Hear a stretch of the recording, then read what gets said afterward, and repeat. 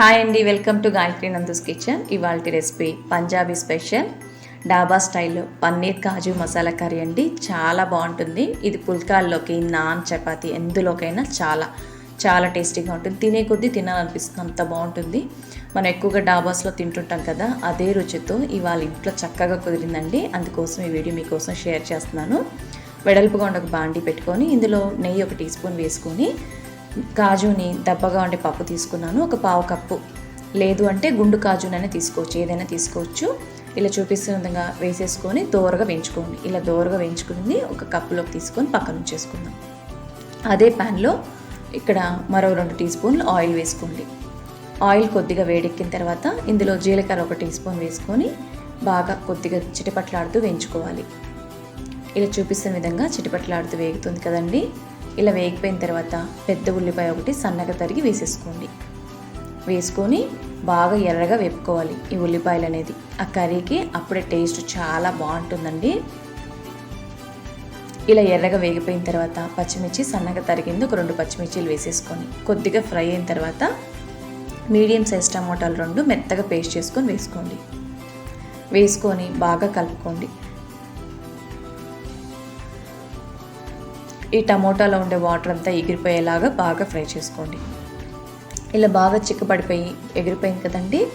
ఇందులో అల్లం వెల్లుల్లి పేస్ట్ 1 టీ స్పూన్ వేసుకున్నానండి, చూపించడం మిస్ అయింది. ఇలా ఫ్రై అయిపోయిన తర్వాత ఇందులో పసుపు 1 పావు టీ స్పూన్, కారం 1 టీ స్పూన్ వేసుకున్నానండి. ఇది హోమ్ మేడ్ అండి, ఇంట్లో పట్టించుకునేటప్పుడే ధనియాలు, జీలకర్ర ఇవన్నీ వేసుకున్నాను, అందువల్ల సపరేట్గా వేయట్లేదు. ఇలా వేసుకొని గరం మసాలా పొడి, గాయత్రి నందుస్ కిచెన్ స్పెషల్ గరం మసాలా పొడి 1 టీ స్పూన్ వేసుకున్నానండి. ఇందులోనే రుచికి సరిపడా సాల్ట్ కూడా వేసేసుకొని ఈ పొళ్ళన్నీ బాగా వేయించుకోవాలి. ఇలా చూపిస్తున్న విధంగా బాగా కలుపుకుంటూ ఫ్రై చేసుకోండి. ఇలా బాగా ఫ్రై అయిపోతే ఫ్లేవర్ అనేది చాలా బాగుంటుంది. ఇలా బాగా ఫ్రై అయిపోయి ఆయిల్ అంతా సైడ్స్కి వస్తుంది చూసారా. ఇలా ఫ్రై అయిన తర్వాత గడ్డ పెరుగు 1 2 టీ స్పూన్ తీసుకొని వేసుకోండి. ఈ పెరుగు అనేది మీగడ లేకుండా తీసుకోండి, అప్పుడే టేస్టీ బాగుంటుంది. ఇలా చూపిస్తున్న విధంగా కూరలో బాగా మిక్స్ అయిపోయేలాగా సిమ్లో పెట్టుకొని ఎక్కడా గడ్డలు లేకుండా బాగా మిక్స్ చేసుకోండి.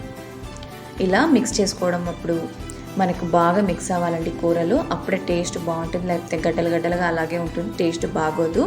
ఇలా చూపిస్తున్న విధంగా చక్కగా రెడీ అయిపోయింది చూసారా. ఇలా రెడీ అయిపోయిన తర్వాత ఇందులో 100 ml వాటర్ వేసుకున్నాను. 100 to 150 ml వరకు వాటర్ వేసుకోవచ్చు, నేనైతే కొద్దిగా తక్కువ చేసుకుంటున్నాను.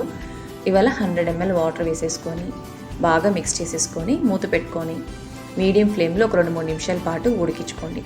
ఇలా ఉడికేటప్పుడు ఇలా చూపిస్తున్న విధంగా ఆయిల్ అంతా బాగా పైకి తేలాలి.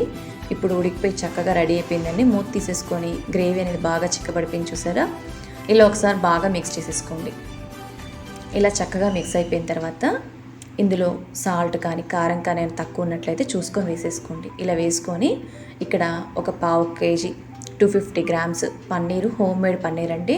ఇలా క్యూబ్స్గా కట్ చేసుకుని అలాగే వేసేసుకోండి.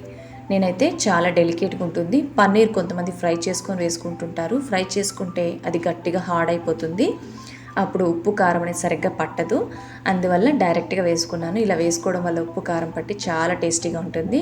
ఇలా వేసుకొని మీడియం ఫ్లేమ్లో ఒకే 1 నిమిషం పెట్టుకోండి. ఇందులోనే కాజు ఫ్రై చేసుకుని వేసేసుకొని మరొకసారి మెల్లగా మిక్స్ చేసుకోండి. చాలా డెలికేట్గా ఉంటుంది కదండి, అందువల్ల మెల్లగా మిక్స్ చేసుకోండి. కొంచెం ఫాస్ట్గా మిక్స్ చేసామంటే విరిగిపోతుంది. ఇలా మిక్స్ అయిపోయిన తర్వాత సిమ్లో పెట్టేసుకొని ఇప్పుడు నెయ్యి 1 టీ స్పూన్ వేసుకోండి. ఇలా వేసుకొని ఇందులోనే కొత్తిమీర తరుగు చివరిగా ఒక 2-3 టీ స్పూన్ వేసేసుకుందామండి. ఇలా వేసేసుకొని స్టవ్ ఆపేసి మరొకసారి మెల్లగా మిక్స్ చేసుకోండి. ఇలా మిక్స్ చేసేసుకొని వేడిగా సర్వ్ చేసుకుంటే ఎంతో రుచికరంగా ఉండే పన్నీర్ కాజు మసాలా కర్రీ పంజాబీ స్పెషల్ డాబా స్టైల్లో చాలా బాగుంది. ఈ రెసిపీని మా ఇంట్లో మా పిల్లల కోసం పుల్కాలకు చేశాను, చాలా ఇష్టపడి తిన్నారు.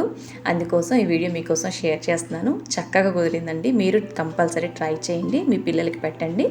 నచ్చితే లైక్ చేయండి, షేర్ చేయండి ఫ్రెండ్స్కి, రిలేటివ్స్కి. మీరు ట్రై చేసి మీకు ఎలా కుదిరిందో కామెంట్ రూపంలో తెలియచేయండి. మరో ఇంట్రెస్టింగ్ రెసిపీతో మళ్ళీ కలుద్దాం. కొత్తగా చూస్తున్న వారైతే మా ఛానల్ని సబ్స్క్రైబ్ చేసుకొని సపోర్ట్ చేయండి.